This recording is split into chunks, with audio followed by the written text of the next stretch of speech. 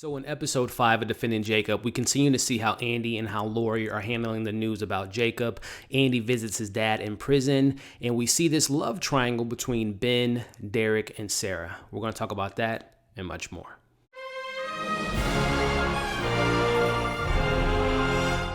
Episode 5 of Defending Jacob was titled Visitors. Andy visits his father and learns some troubling information from Jacob's friend Derek and Sarah. Hey, what's going on, everybody, and welcome back to Movie Files. Elliot here again with my weekly recap, breakdown, and spoiler discussion for Apple TV's Plus Defending Jacob Episode 5. Very excited to break it all down in the spoiler discussion. Before we dive into it, as you all can see on the screen now, make sure you're following me on all my other social media accounts. If you're new to this channel, definitely consider subscribing. Hit that notification bell so you don't miss any of my new content. Make sure you give this video a thumbs up. Really helps out the channel, but also really appreciate it. And if and when you've seen this latest episode of Defending Jacob, what did you all think about the story? What about the hints and the twists and turns? Where do you think things will head into episode 6? Let me know your thoughts in the comments below. So again, if this is your first time tuning in, this is a full spoiler discussion. So if you haven't seen the episode yet, go check it out, come back and join the discussion. But if you've seen this latest episode like I have, you're in the right place. So as I always do, I kind of break down the episode, give you my thoughts about some of the pivotal moments, and then finish off the video with what I think to see next week and theories and all that fun stuff. So let's just jump right into it. Last week's episode, reading the comments, I know a lot of you guys were on, the same fence as I was, where I'm loving the show so far. I'm loving the character development. I know some people felt like last episode was somewhat of a filler episode, and I disagree with that to a certain extent, but I can definitely understand where people are coming from. But I will say that this episode 4 and 5, definitely have more of a connective tissue in a sense of it's more of a character study so far, and it's definitely more of a character focus on Andy, and as particularly also with Lori. Not as much of Jacob so far. We obviously have Jacob in the show, but we're still not at the point where we're getting his perspective of the situation and where he's at mentally. But it's definitely been, like I said, a character focus more or less of we're getting hints and drops of the crime and who did it and all that stuff. But I'm still really, really locked into the show. And like I said, I can definitely see the comparisons where people say 4 and 5 might be more of the same in a sense. But let's break it down. So the first and foremost, we start off the episode with, I don't know how you guys feel about that graduation. And this is like a little nitpick, but those kids sound terrible to me as far as the choir that they were doing. But anyway, that's neither here nor there. One of the things I did find interesting in that scene was, if I'm not mistaken, this is one of the few scenes that we really didn't get any of our main characters. There are a couple scenes with, Andy's workers at the DA and some scenes that we didn't have them there. But this is one of the few scenes, one of the more longer scenes that we didn't have Jacob, nor Lori, nor Andy in the scene. So it was kind of different to kind of see that different pacing and that tone. And we see a moment where Ben's mom, again, another character that we really haven't been exposed to, and she had a little bit of a moment in regarding to, obviously losing her son, and he's not able to celebrate his graduation. And I thought that it worked okay. Again, this is a character we were not familiar with, so it was kind of just a little like, obviously I feel it's a fictional show, but obviously I feel bad for the character. Obviously she lost her son, but it was just kind of tonally different because, again, we'd never spent time with her, so it was just kind of a little, not want to say jarring, but it was just a little unexpected in regards to how they open up the scene. But again, I thought it was a pivotal scene because you get a point of view of someone else, right? Someone else is being affected by what happened to Ben and everything going on. So really interesting setup there. Let me know how you guys felt about the opening scene. But as the episode kind of unfolds, we really get the big moment that I was excited for last week. We see J.K. Simmons, as Billy, Bloody Billy, as they called him last week. We see Andy visits him, and I thought this was before the conversation even takes place. There was something I thought was pretty interesting. See that Andy, before his dad comes and talks to him, he sees another boy on the other side of the gate, or the little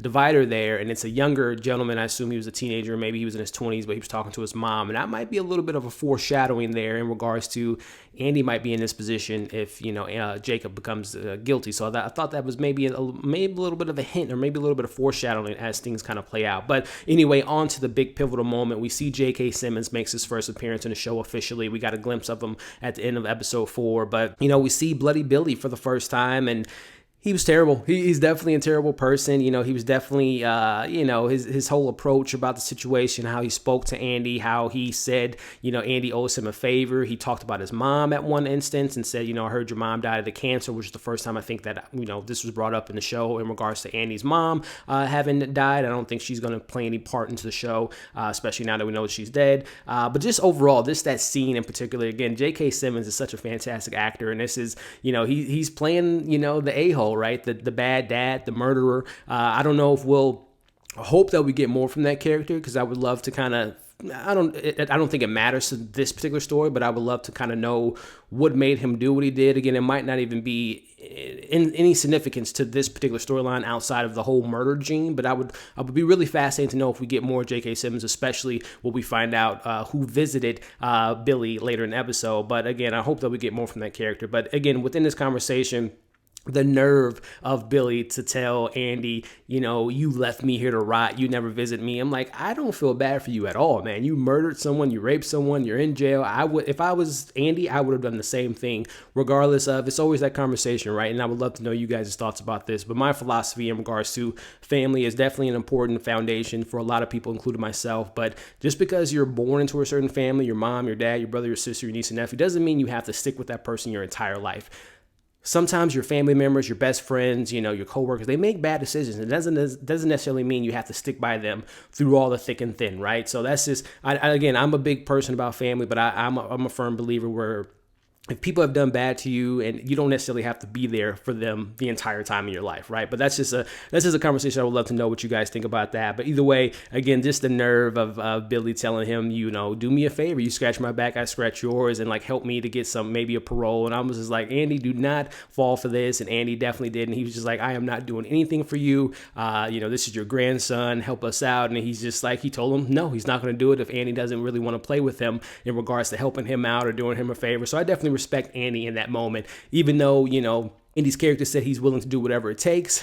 There's a little bit of pride there, a little bit of ego there, but I don't blame him because he obviously knows his dad more than any of the characters in the show does. Even though he was 6 years old, he kind of knows the system. He kind of knows the personality traits of his dad, that if he does something like that for, Andy and his family, there's going to be a continued chain of I need you to do this, I need you to do that, I need you to bring this into the jail. So I definitely kind of understand the perspective where Andy was coming from, but I would love to know what you guys thought about Andy's decision to not initially help his dad out in regards to the favors that he was asking for. Let me know where you guys stand in that particular moment. As we kind of continue on, we see that Lori, story gets published from the conversation she had with the lady at the diner, which was, again, a kind of a vulnerable moment for Lori. I definitely kind of know where she was coming from. Like I had mentioned last week in my review, I wish that the family would have had a better game plan regarding going out to diners, talking to strangers, but obviously, like I said, she was in a very vulnerable state, so we see that story broke. I don't think there's going to be any more significance within that story. I think it was just kind of established that she was just in a bad place, was very vulnerable, and that people are just willing to do whatever it takes to get some information from this family. So I don't know if that particular storyline will be brought up again later in the future, but we see that Sarah again is still establishing this relationship with Jacob. She visits him, brings him some ice cream, and I know Derek, if he finds out about that, he's not going to be a fan of that. And we'll talk about the whole different love triangle that we have with, or maybe the square now, right, with Ben, Jacob, Sarah, and Derek. So we'll talk about that here in a bit. So the episode continues to go on. We see more of the state of mind that Lori's in, right? This whole isolation that she feels that she's in, and she definitely is in, right? The town is kind of shunning the family. There's not a lot of communication. She can't talk to her best friend. There's definitely some isolation going on, and we see that again. These episodes so far have really focused on the parents. We see Andy's willing to do whatever it takes to find out who did this murder, to get the evidence and get to make sure his son is clear and proven to be innocent. And we see Lori, she's going about it a little bit differently. This is really hitting home for her because her life is forever changed. So within this particular scene, we see that Lori is, seeing that these kids have graduated earlier in the episode. We saw that she kind of obviously misses that moment for her son, and her son wasn't able to be a part of his middle school graduation. But then we see that she attends the grocery store way before anyone else is there. Soon as the grocery store opens, she's right in the parking lot because she knows that if the town sees her, she might get, bombarded with questions. People might be rude to her, this, that, and the third. So we see that she goes to the the grocery store, and she's kind of, she's like, okay, maybe I can, have a little bit of fun, right? There's some good music playing. 4th of July, I guess, as far as the timeline, they're approaching the 4th of July. The kids are out of school. She saw some 4th of July decorations and was going to get some food and maybe have a good time. But then, pretty big moment here. Lori, as she's getting things, she's putting in the fun cakes and all the stuff for the 4th of July decorations. She sees Ben's mom, who again we saw earlier in the episode. And Ben's mom, she sees her, and in this moment, thinking one or two things are going to happen. She's going to either hug her and maybe embrace her and just say, hey, I kind of know what you're going through, even though I'm assuming your son killed my son. Or she's going to slap her. So it was just a couple things going on in my head, but I think at first she was going to maybe just approach her and just, maybe just look at her and walk away. But then she looks down at her cart and sees the decorations and see that she's kind of celebrating, right? If I'm Ben's mom at this particular moment in the story, it's just like, so you don't care, you're just out celebrating, you're about to celebrate the 4th of July while your son's on a case or trial for murder pretty soon, and my son is dead, and this is how you're reacting to this. So I can definitely see that perspective from where Ben's mom's coming from. But then again, going back to the characters that we've been following so far, we know that that's not the case. We know that Andy and the Barber family are handling this really bad in regards to like they can't believe what happened. So it's very interesting, that dynamic there, and just the whole point of view of like you don't know what someone's going through, right? Especially in this particular story and what's going on. So I thought that was a really fascinating scene, and we see that her reaction was she spit in her face, which was definitely. That's one of the most disrespectful things that anyone could do to someone, is spit in someone's face. So we see that moment there, but I would love to know what you guys thought of that moment. Do you feel bad for, what went down in that scene? Do you feel for Ben's mom? Do you feel more for our character that we've been following, Lori? Let me know your thoughts in the comments. We see Andy continues to pressure Duffy about the information about Derek, about how the interview went, what information did he have, and Duffy's not giving him any information, even though Duffy's been pretty helpful. So I wish that Andy would kind of lay off her a little bit.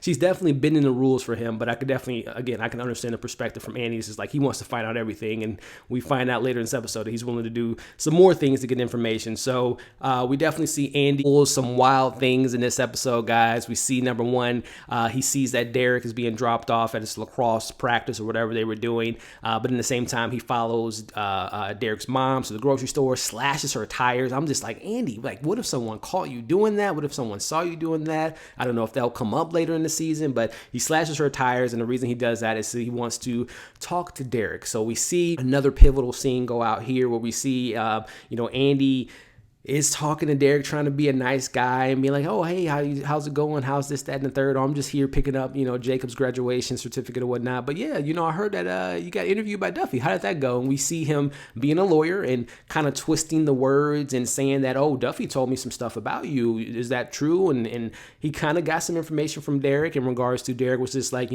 Sarah told me, Sarah was the one that had me brought in. But really the big thing that we find out here is Derek says to Andy, you don't really know your son, Jacob. There's a dark side to him. And we all kind of know that Andy's aware of that dark side. He's just somewhat, as a parent, I'm not a parent, but, again, friends and family, someone that can be, has a temper or has a little bit of as they say in this episode, a dark side. And this sometimes you just kind of ignore, right? Because you're just so used to the person, you kind of ignore their flaws. And we definitely see that neglection there from Andy in regards to his son and his point of view of his son.